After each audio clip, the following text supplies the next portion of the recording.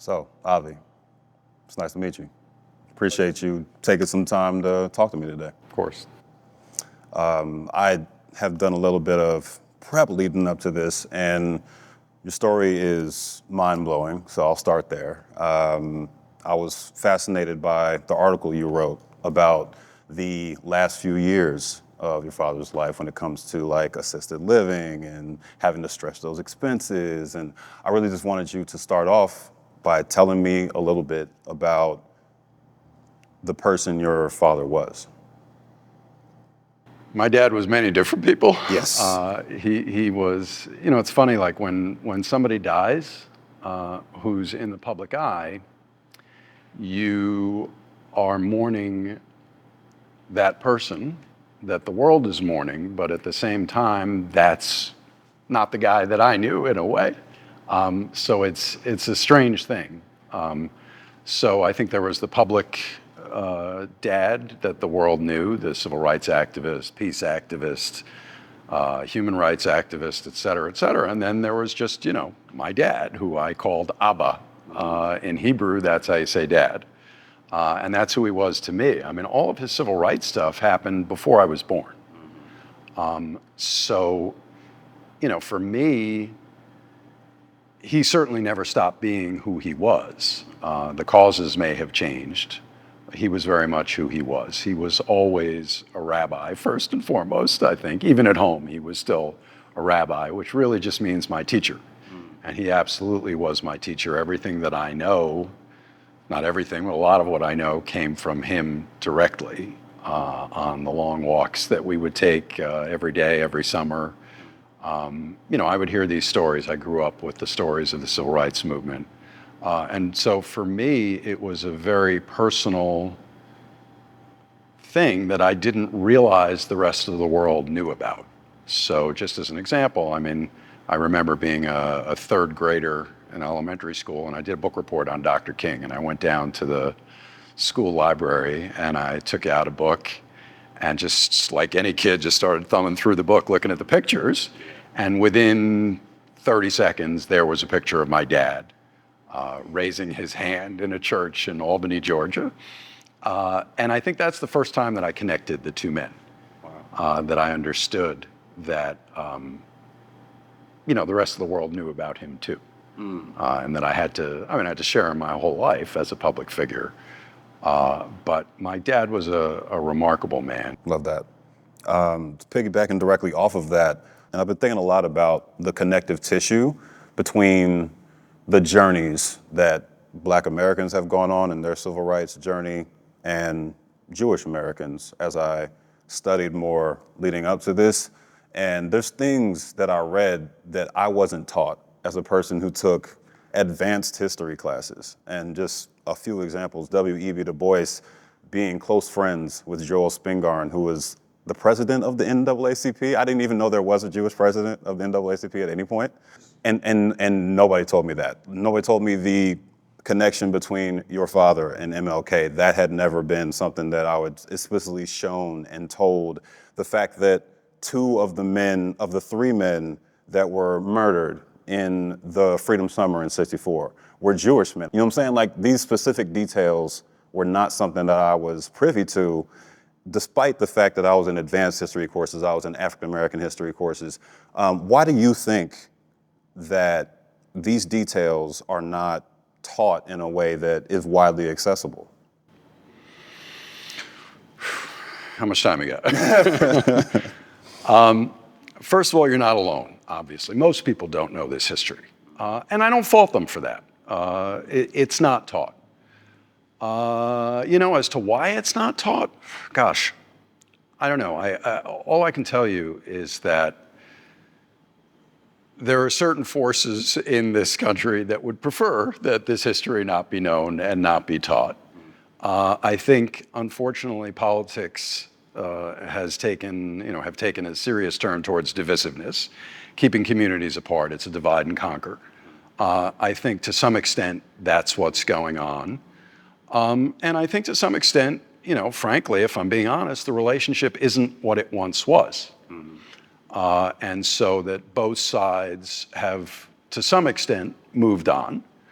I think that's sad, and one of the things that I've dedicated my life to is to rebuilding that bridge. But this is a tremendously important and mostly unknown history. And I should say that this is a history that goes both ways. It's not just about, there were at least 4 founders of the NAACP who were Jewish that I can name. You mentioned Joel Spingarn. Joel Spingarn and his brother, between them, were presidents and board chairs of the NAACP for, I think, almost 40 years. And Arthur has his name on a building at Howard University, which is a HBCU. Like, the highest award that an African American can win from the NAACP is called the Spingarn Medal, right? And nobody knows who these guys were. We'll probably talk about Julius Rosenwald at some point. Nobody knows who he is. But what I'd like to say is that this isn't, as a white Jewish guy, I don't feel it's my place to jump and shout about, look how much Jews were involved in the civil rights movement, et cetera, et cetera. That's true. But what I try and emphasize when I talk about this is I talk about how the relationship was always a mutual relationship. You would be hard-pressed to find someone who was a more ardent Zionist, for example, than Dr. King. Now, what Zionism meant to Dr. King, and what Israel was in Dr. King's day versus today are 2 different stories. Nevertheless, if you believe, as I believe, and as Dr. King believed, and as my dad believed, that Zionism is simply the belief that the state of Israel should exist, just like every other I country, Italy, Ireland, Indonesia, India, Ivory Coast, Iran, Iraq, just the same way that they all have a right to exist, so does Israel. That's all Zionism means to me. That's what it meant to Dr. King, and by that definition, no question, he spoke publicly many, many times about his support for the state of Israel. And in fact, the state of Israel would never have come into being probably were it not for the efforts of Ralph Bunche. There's another name that most people don't know. Ralph Bunche was the US ambassador to the UN. He helped negotiate the end of Israel's War of Independence. And were it not for his efforts, Israel might never have come into being. People don't know his name today. They don't remember that history.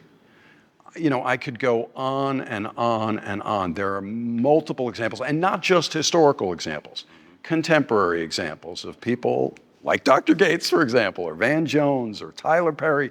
I could name you a dozen African Americans who have been incredible defenders of Jews and the Jewish people. And so it's always been a mutual relationship. And I think people need to be reminded of that when they're reminded that this history happened, that this history existed. And it's not just about looking back at history. It's why we're looking back. It's looking back so that we can move forward. Yeah. That's really the idea. Absolutely. And you said that beautifully. I think speaking of, reminding us, looking forward and looking back, as a people, naturally a people who have endured something like the Shoah and have fought alongside the Black community for civil rights, you'd react strongly to the violation of those civil rights elsewhere. How has that effort been seen in the pursuit of liberation in Palestine? It's a complicated question. I mean, I think to some extent we're just here to deal with the easy stuff like racism and anti-Semitism. We're not going to solve Middle East peace. Look, I think most people don't do nuance. I think most people don't distinguish between the state of Israel and the Israeli government. I'm a tremendous critic of the Israeli government. I certainly don't condone what happened in Gaza on any side of the equation, nor did my dad. My dad was a huge proponent of a Palestinian state and of the peace movement. I went with my dad on a peace mission to Gaza in the mid-1990s. There's that famous picture of my dad next to Dr. King, but there's another picture of my dad next to Yasser Arafat of the PLO. So you don't make peace with your friends, you make peace with your enemies. But, obviously I condemn that. And I think the same way that the Yom Kippur War led to the Camp David Accords, I believe that this Gaza war, as horrific and tragic as it has been, with horrific loss of life on both sides, particularly in Gaza, that will prove to be the precursor to a broader peace and eventually a Palestinian state. Love that. Have you been encouraged by what you've seen from what's come out of the attempts at peace thus far? It's still early days. Yeah. I'm guardedly optimistic. My dad would always say, talk about his optimism. He was definitely a glass half full kind of guy, and so am I. I think we need to, to build on what exists now and hope that it has a ripple effect, not just, with Israel and Palestine, but in the region.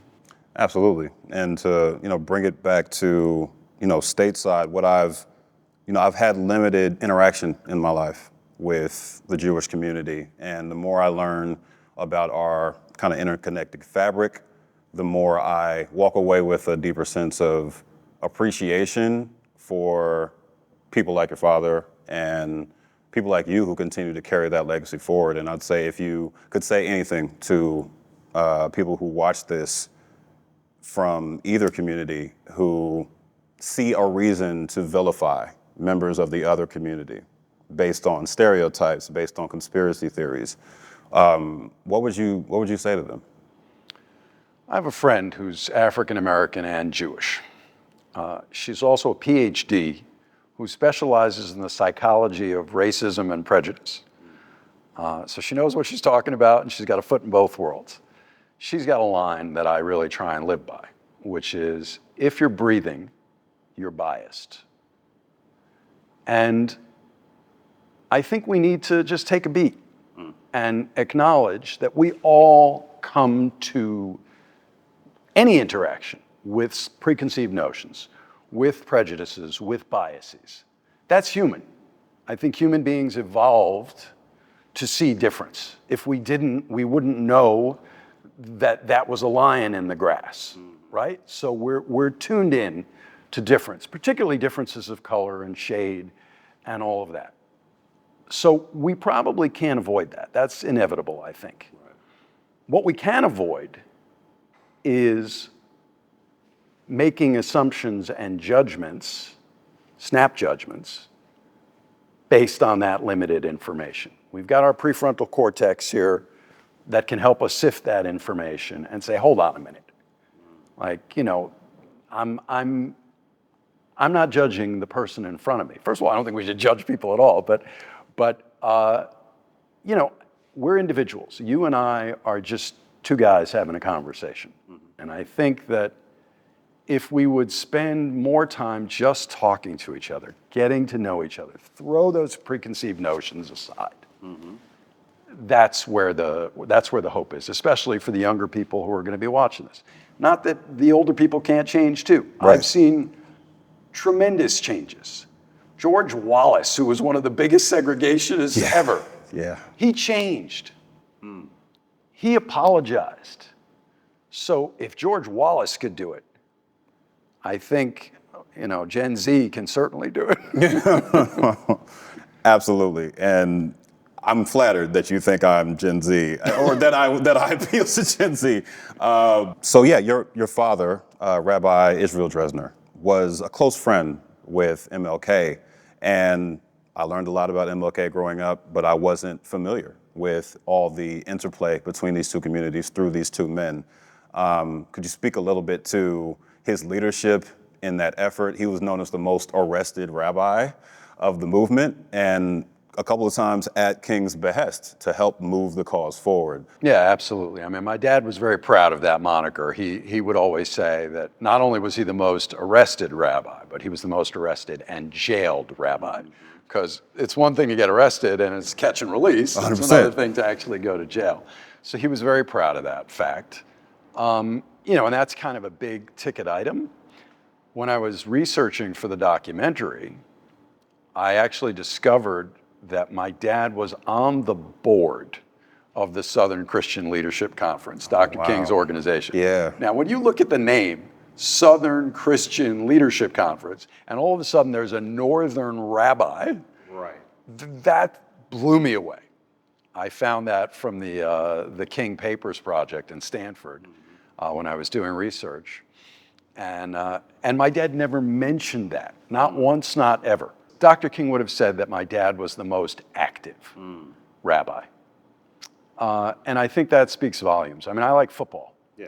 So I use an analogy that, I have no illusions about where my dad was in the pecking order. This is not like it's not a white savior story, right? I mean, Dr. King was the head coach. Ralph Abernathy was the offensive coordinator. And my dad was the clutch third down receiver that they would put in the game when they knew they needed that first down. They knew my dad could pick it up for them. I think, when you think about the story of civil rights and the Black-Jewish Alliance, a lot of people make a big fuss, let's say, about the Leo Frank lynching, and I don't mean to belittle it in any way. But to the best of my knowledge, that's the only Jew who was ever lynched in all of American history. At least I can't name another, and I know this history pretty well. As opposed to the thousands and thousands of African Americans who were lynched during that period. Over 4,500 is one of the statistics that I've seen for how many were known, and God knows how many more were unknown. So, I don't think we should be focusing so much on that lynching, other than to say that 4,500 Black people, and I can't tell you one of their names, I'm embarrassed to say. But people know about the Leo Frank lynching. Why? Because he was white, right? And I think, and he also happened to be Jewish. We Jews have to own the fact that we benefit from white privilege. There's nothing wrong with saying that. We do. But by the same token, white privilege isn't distributed equally. And unfortunately, Jewish history teaches us that we've never been fully accepted in any society for very long before the axe inevitably falls. And unfortunately, in that case, it fell on Leo Frank. But the point I'm trying to make there is that when white people get arrested, when white people get hurt, when white people get killed, all of a sudden, white America and the media pay attention. That was true in King's day, and that's still true today. And so King knew that. King was a genius when it came to the media. TV was relatively new back then. Certainly when the Montgomery bus boycott started, it was relatively new. Most American households were just getting TV at that point in the mid-50s, and certainly by the early 60s, it was already much more established. King knew that, and he counted on the fact that images of whites being brutalized, being arrested, being jailed, would bring the media. They would bring the newspapers and the news cameras. And my dad was one of those guys. Right. Unfortunately, back then it was mostly men. And he was proud to be one of those guys, but he took his marching orders from King. It was a story of allyship, not a white savior story. King told him where to be and when and what was needed.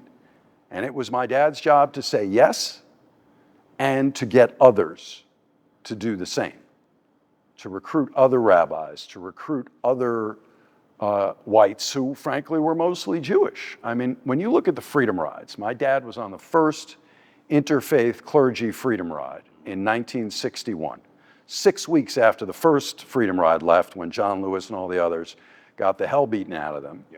6 weeks later, the first interfaith clergy Freedom Ride left. My dad was on it. 14 ministers, 7 African-American Protestant, 7 white Protestant, and 4 rabbis who were all white. And that was their mandate. Now, he didn't know King yet in 61, but that's what one of the things that got my dad on Dr. King's radar was that they were arrested in Tallahassee, Florida at the end of that freedom ride. Yep. And they had a Supreme Court case came from that, bearing my dad's name, Dresner et al. Versus Tallahassee. Took 3 years to wend its way through the courts. So in 1964, they were ordered to go back to jail. And Dr. King sent my dad a telegram in jail, which starts, you are the valiant ones. And my dad didn't think that he was valiant. He didn't think that he was a hero. He was doing the right thing. And he would have done it regardless of who asked him. I mean, it happened to be Martin Luther King, so that's a bonus, but it was just the right thing to do. People like my dad recruited for Dr. King on his behalf. Dr. King asked my dad, because he knew he could count on him, to get other rabbis involved. My dad helped Dr. King organize the largest mass arrest of clergy in U.S. history to this day in 1962 in Albany, Georgia. Dr. King had my dad organize the largest mass arrest of rabbis in U.S. history in 1964 in St. Augustine, Florida. And, and those are the big ticket items. Those are the things that got the newspaper headlines. Yeah. But honestly, my dad's involvement was so much broader and deeper than just the headline grabbing stuff. Mm-hmm. He fought to get a fair housing committee at his synagogue in Springfield, New Jersey, so that they could push for fair housing and push for Black people who lived in Newark for the most part, mm-hmm. still do, yeah. To move into these white suburbs. He traveled all across the country speaking at synagogues and at churches and raising money for the SCLC, Dr. King's organization. I mean, in today's dollars, my dad would have raised hundreds of thousands, if not millions, from his efforts, for the movement. That stuff didn't get the headlines any more than Stanley Levison's work with Dr. King got the headlines. But that's what movements are based on. 100%. That groundwork.